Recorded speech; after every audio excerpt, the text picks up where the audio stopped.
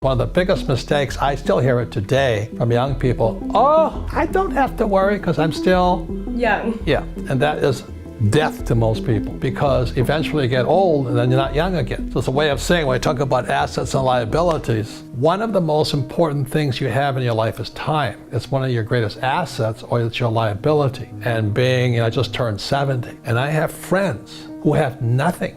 I mean, they have zero. Now they've made a lot of money, but they have nothing here. They have nice houses, nice cars, 16 wives, 19 kids, I don't know what they have, but you know what I mean? And being young is great, except it can be a liability to you. Because when you're young, you're just having a lot of fun and life's exciting, it's new. So, as a time, but the thing is, this is the lesson today. The big mistake I see young people make is they focus here. And the words are, I want to do what I love. That's the track. You see, in real life, sometimes you have to do what you hate. Like people think I like to write books. I hate writing books, but it fills my purpose in life. It's not my passion, my purpose in life. Because my purpose was to get here.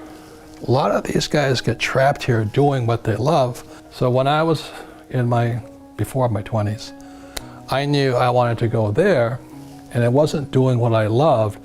I had to learn what I didn't want to learn. I had sometimes to do what I hated. I had to learn about taxes. I had to learn about debt. I had to take classes. I had to learn about insurance. So I was doing a lot of things I hated doing so I could come over here. These guys never do this because they live their passion. I want my passion. The difference in passion is greedy, purpose is for other people. So my purpose was to come over here so I could serve more people. So I have employees here and all this. I don't buy stocks, bonds, mutual funds because as a professional investor, I can create my own assets. Like, coming here, I was doing fine over here because I didn't have much money. Because the government takes all your money anyway, right? Yeah. 40% in taxes, because nobody's going to sue you. You come over here, they sue you, okay? So I had to learn about lawsuits. I hated it, but I learned it. So the big mistake for young people is I'm going to do what I love, which is fine over here. But what do you love the most? Well, I loved my freedom. And I know it sounds greedy, but I love making money. I'd rather have a lot of money than no money. I've been both. I've been broke, I've been down, everything, but I'd rather have a lot of money. So it was worth my purpose to get over here. The big mistakes I see young people making is here. They think about what they want to do, what they love. And what I'm saying to you, the millennials right now, invest in what you love. There's a very big difference. In other words, think about this side first. Most young people, or should I say, short-sighted people, they think this is it or this is it. But this is the one here. So when I was your age, I knew that the assets I wanted to acquire, the richest people own businesses. Over here, these guys are small business, self-employed. You're self-employed if you can't stop working. I stopped working years ago because I have a business. Very big difference. It was painful, but I got there. So number one is a business. So when I was in my 20s, I knew I was going to do what it would take to school, study, learn about taxes, debt, insurance, accounting, lawsuits, and all this through business. Next is real estate. I love real estate. But most people can't do what I do because they don't have a business. It's catch-22. They don't have enough money to get over here. Your mom just made that switch because she has other people's money. So the reason I make more money is because it's not what I'm doing what I love. I do sometimes what I hate so I can have the assets that I love. I love having a business. If I didn't have a business, you wouldn't be here. Darren wouldn't be here. I wouldn't have a CEO and president. I wouldn't have accountants. I wouldn't have attorneys. So the business affords me the lifestyle I want. And then I invest in real estate. I've never gone past a piece of land or a building I did not love. And then what most people invest in from there is paper.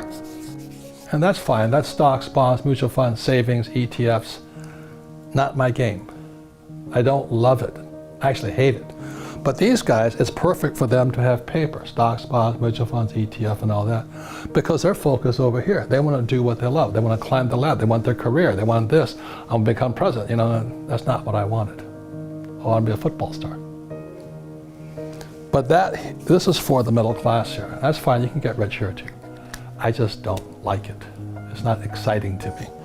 And then the last one are commodities. And the four basic commodities, a lot of commodities like food. Farmers get rich, they provide food, which is good. I invest in food. I invest in avocado farms, provide food. Oil, gold, silver. I love those things. I love avocados, you know. I love avocados. Yeah, I know. So I'm doing what I love. I love trees, I love plants, you know, things like this. So I'm doing what I love here, here, and here. I don't like stocks, bonds, mutual funds, ETFs, 401ks, IRAs. I think it doesn't excite me, you know. It just doesn't. This excites me. So I invest in what I love rather than do what I love. And these guys do what they love, but most of them never get over here. You know, this is like Steve Jobs, Zuckerberg, Bezos of Amazon, and they have all the money in the world. That was my plan. In my world, like I said, I see people, they chase shiny objects. And what a shiny object means is, you know, when you're fishing, you throw a lure out, and this little shiny object goes, and the fish comes and they jump in. That's what most people do. Bitcoin today is a shiny object. I'm not saying you can't make a lot of money in it, but most people are chasing shiny objects. They want to make money. They're not building an asset here. The reason they don't do it here, this is the highest risk. Now, this is what I know. The higher the risk, the more education it takes. For example, if I wanted to learn, and I flew, you know, if I wanted to just fly my little Cessna 172 around the place, not much risk in that. But when I had to go to Vietnam to fly, the risk went up. I had to study harder, become better, work harder at it. The reason most people stay in paper, 401ks, IRAs, and chasing shiny objects like Bitcoin is because they don't want to take the risk here. They're huge. You've got to study. That's why we have a Rich Dad's Education, Rich Dad's Coaching. All of you guys are allowed to take courses and all this. If you come here, it takes no intelligence to be here. It takes no intelligence to buy Bitcoin. I mean, I have four Bitcoin, no, 5 Bitcoin. It didn't take, you know, I don't have to do anything. Over here, I have to know a lot. Over here, I have to know a lot. I have to study. So if you want to chase shiny objects like the stock market and all that, you can get rich there. It's really easy to get in here. It's really hard here. You've got to be so much smarter. And most people, they have it. They have that ability to be that smart, but they rather do what they love rather than invest in what they love.